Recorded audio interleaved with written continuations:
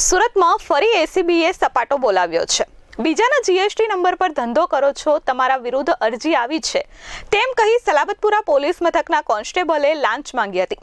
ત્યારબાદ કોન્સ્ટેબલ વતી લાંચ લેતા વચેટિયાને એસીબીએ ઝડપી પાડી કાયદેસરની કાર્યવાહી હાથ ધરી છે।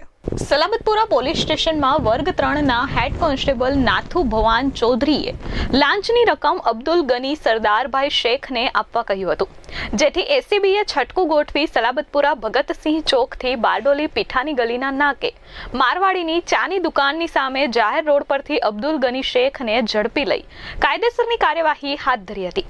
વેપારી તેમના મિત્રના જીએસટી નંબર પર કાપડનો વેપાર ધંધો કરતા હતા, જે બાબતે આ કામના આરોપી કોન્સ્ટેબલ અને તેના સાગરીત બંનેએ તારીખ 29/12/2023ના રોજ ફરિયાદીની દુકાન પર જઈ ફરિયાદીને કહ્યું કે તમે બીજાના જીએસટી નંબર પર ખોટો વેપાર ધંધો કરો છો, જે બાબતે તમારા વિરુદ્ધમાં અરજી આવી છે, જેમાં કોન્સ્ટેબલે ફરિયાદીને વેપાર ધંધામાં હેરાન પરેશાન નહીં કરવાના અવેજ પેટે 75,000 રૂપિયાની લાંચની માંગ કરી હતી, જે લાંચની રકમ આરોપી અબ્દુલ શેખને આપી દેવા જણાવ્યું હતું, જે લાંચની રકમ ફરિયાદી આપવા માંગતા ન હોવાથી એસીબીનો સંપર્ક કર્યો હતો, જેથી એસીબીએ છટકું ગોઠવી વચેટિયાને ઝડપી પાડી કોન્સ્ટેબલને પકડવાના ચક્રો ગતિમાન કર્યા છે।